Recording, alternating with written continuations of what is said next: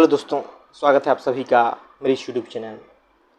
दोस्तों, अभी बुद्ध पूर्णिमा बीती और कहा जाता है कि बुद्ध पूर्णिमा के दिन ही गौतम बुद्ध को ज्ञान की प्राप्ति हुई थी।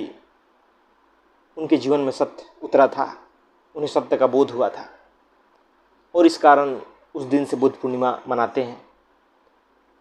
और जब बुद्ध पूर्णिमा मनाई जा रही थी तो काफ़ी चीज़ें सोशल मीडिया पर देखने को मिली बुद्ध को लेकर, और उसमें से एक बात मैंने बहुत नोटिस किया है। बुद्ध पर ये आरोप लगाया जाता है, बुद्ध को अपराधी ठहराया जाता है कि उन्होंने अपने पत्नी और बच्चे को सोते हुए छोड़कर क्यों भाग गए। उन्हें ऐसा नहीं करना चाहिए था, और यह आरोप खूब लगाया जाता है, और यह आरोप खास करके महिला वर्ग द्वारा लगाया जाता है। उनके नज़र में बुद्ध बड़े अपराधी हुए।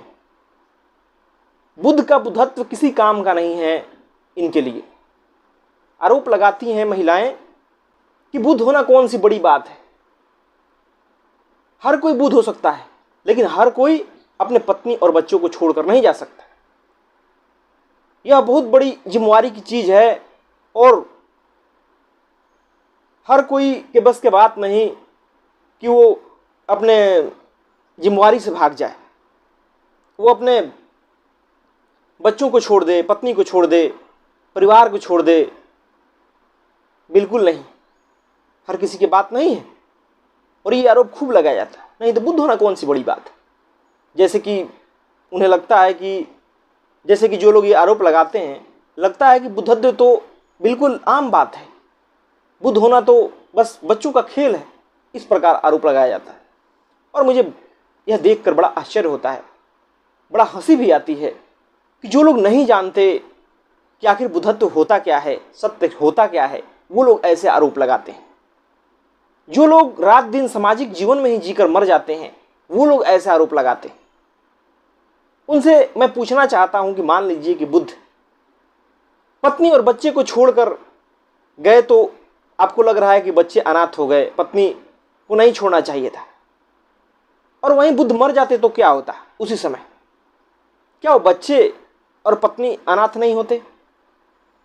और क्या ऐसे सांसारिक जीवन में नहीं होता है, किसी बच्चे का, किसी पत्नी का पति मर जाता है, किसी बच्चे का बाप मर जाता है, उसे कितना याद किया जाता है। और ऐसी बहुत सारी घटनाएं भी होती है जिसमें कि पति छोड़ के चला जाता है, या दो पति पत्नी के बीच तलाक हो जाता है झगड़े करके, तो क्या वो अनाथ नहीं होते? मरने के बाद भी वो अनाथ हो जाते। और यह सच है कि अगर वो मर जाते उसी समय, तो उन्हें आज कोई याद ही नहीं करता, न ये प्रश्न ही खड़ा होता। लेकिन चूंकि वो बुद्ध बने, उन्होंने दुनिया को रोशनी दी, दुनिया को ज्ञान दिया, दुख से उबारा, तो लोगों को उनकी ऊंची कद बर्दाश्त नहीं होती। लोगों को उनके घर छोड़ने से आपत्ति नहीं है, लोगों को उनके बुद्धत्व से समस्या है, उनकी ऊंची कद से समस्या है। और इसलिए वो उन पर आरोप लगाकर, उन्हें अपराधित घोषित करके, उन्हें भी नीचे उतारना चाहते हैं कि देखो तुम कौन सा बड़ा काम कर रहे हो, काम तो हम कर रहे हैं कि हम अपने बच्चे संभाल रहे हैं, हम अपने परिवार संभाल रहे हैं। और वो कैसे परिवार संभाल रहे हैं वो सबको पता है कि रात दिन लोग उसी में उलझ कर मर रहे हैं, अज्ञानता में जीने के कारण,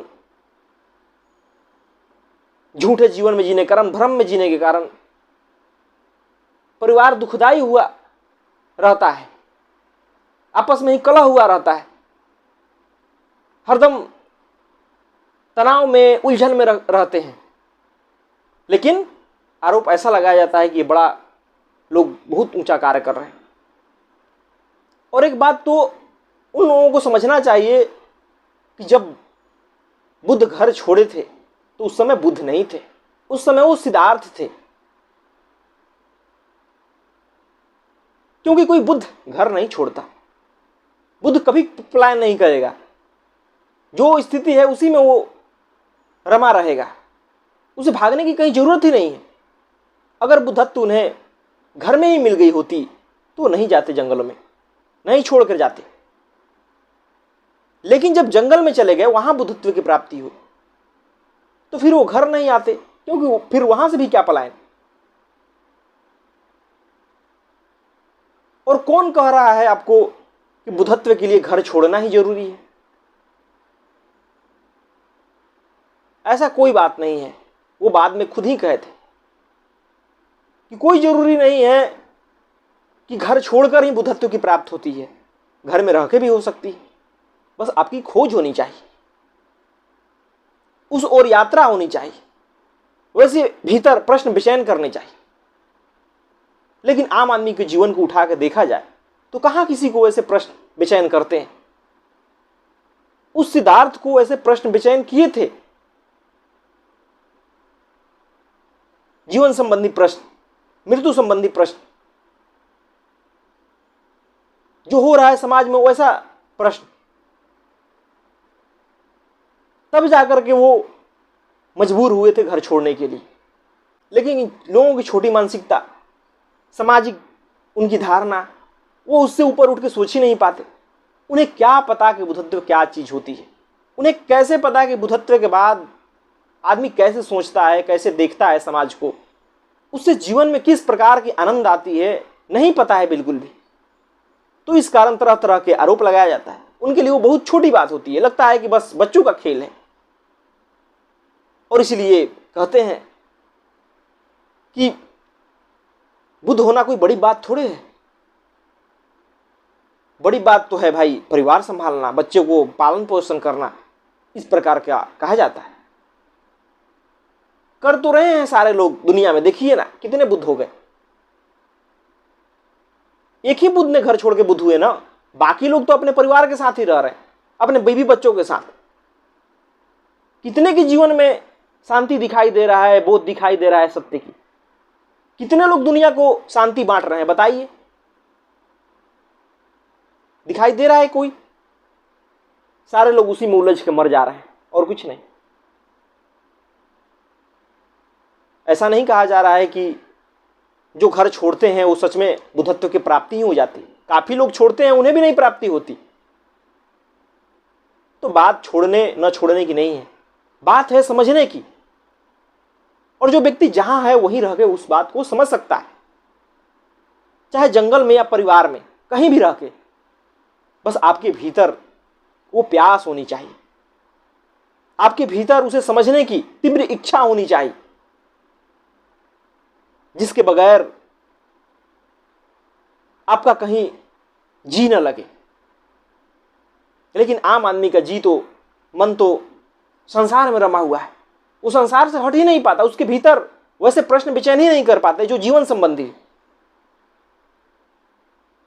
न उसे ये प्रश्न विचार करता है कि भाई बुढ़ापा क्यों होता है, मृत्यु क्या है, सत्य क्या है, ईश्वर क्या है। बस वो सुने सुनाए उत्तर से, सीखे सिखाए उत्तरों से संतुष्ट हो जाता है। बच्चा है, उसे बता दिया गया ईश्वर है तो मान लेता है, किसी को बता दिया ईश्वर नहीं है तो वो उसे मान लेता है। ईश्वर की पूजा ऐसे ऐसे करनी चाहिए तो वैसे वैसे करने लगता है। कभी क्या किसी ने खोज किया खुद से कि क्या सच में ईश्वर है, क्या सच में जीवन का लक्ष्य क्या होता है? कभी किसी ने खोज किया जो संसार में रह रहे हैं? नहीं किया। इसीलिए उनके जीवन में कोई सत्य उद्घाटित नहीं होता है। उनका जीवन पूरा का पूरा झूठ में बीतता है, भ्रम में बीतता है, उलझन में बीतता है, तनाव में बीतता है। और देखिए दुनिया का हाल क्या हुआ है, समाज का हाल क्या हुआ है, किस प्रकार लोग पीड़ित हैं, किस प्रकार तनाव में जी रहे हैं, किस प्रकार ईर्ष्या द्वेष में जी रहे हैं, किस प्रकार दुनिया में युद्ध है। यह सब इसीलिए है क्योंकि आप सीखे सिखाए उत्तर से संतुष्ट हैं। आपने कभी स्वयं से जीवन संबंधी प्रश्नों पर विचार नहीं किया, ना खोज की सत्य की। आपने जो समाज ने बता दिया, जो संस्कार पकड़ा दिया गया, उससे संतुष्ट हो गए, उसी को सच मान लिया। तो फिर उलझन तो आपके जीवन में आएगी ही, क्योंकि कोई कुछ और कह रहा है, कहीं और गए तो परिस्थिति अनुसार, समाज अनुसार कोई कुछ और कह रहा है, आपके भीतर उलझन हो जाती है। आपका शरीर कुछ और कह रहा है, आपको अपने आप पर नियंत्रण नहीं रहता, मन कुछ और कहता है, विचार कुछ और कहते हैं, संस्कार कुछ और कह रहे हैं, आप उलझे हुए रहते हैं इसमें। आपके विश्वास ईश्वर के प्रति, आपके पूजा पाठ, मंदिर मस्जिद कोई काम नहीं आता दुख को मिटाने में, पीड़ा को मिटाने में, आपकी समस्याओं को हल करने में, क्योंकि वो सारी की सारी मान्यताओं से आ रहे हैं, क्योंकि उसे आपने सिर्फ डर में पकड़ रखा है, उस पर कभी विचार नहीं किया, इसलिए ये हाल होता है। और यही लोग जो पूरा का पूरा जीवन झूठ में जीते हैं, भ्रम में जीते हैं, जो समाज से हटकर कभी सोच ही नहीं पाए, वो चल देते हैं बुद्ध जैसों पर आरोप लगाने, उन्हें अपराधित घोषित करने कि भाई वो तो बहुत बड़े अपराधी थे। हाँ, तो समाज की नैतिकता के अनुसार तो अपराधी होंगे ही, क्योंकि इससे ज्यादा समाज सोच ही नहीं पाता। वो समाज के प्रति विद्रोह कर दिए हैं, क्रांति कर दिए हैं, तो अपराधी तो लगेंगे ही कि भाई कैसे जो सामाजिक एक नियम है कि भाई पति पत्नी साथ रहते हैं, उसको तोड़ दिया उन्होंने, कैसे वो छोड़ के चले गए।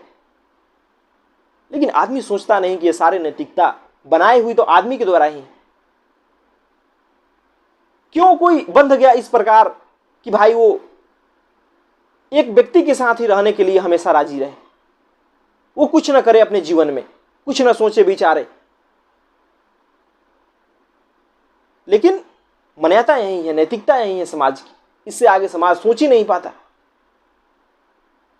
और इस कारण वो दुखी होता है।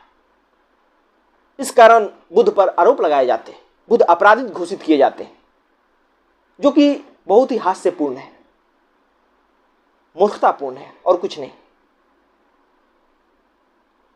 जो बुद्ध पे आरोप लगाते हैं और भी कई तरह से कि हर प्रकार से लोग बुद्धि हो जाएंगे, तो भाई ये समाज कैसे चलेगा। मैं कहता हूं कि पहले आप बुद्ध हो तो जाओ, पहले आप उस स्थिति को प्राप्त तो हो। यहां रह के उसकी कल्पना क्यों कर रहे हैं कि वहां क्या होगा। आपको कैसे पता कि वो व्यक्ति कैसे सोचेगा, क्या उसकी समझ होगी। लेकिन आपका डर, आप वो जानते नहीं स्थिति को, इसलिए आप डरे रहते हैं। तो यह डर आपका अज्ञानता के कारण है, आपके जीवन में सत्य नहीं है इसके कारण है। जिसे बुद्धत्व का पता है, जिस सत्य का बोध है, उसके लिए समस्या नहीं है, वो तो मस्ती से आनंद से जीता है। धन्यवाद दोस्तों।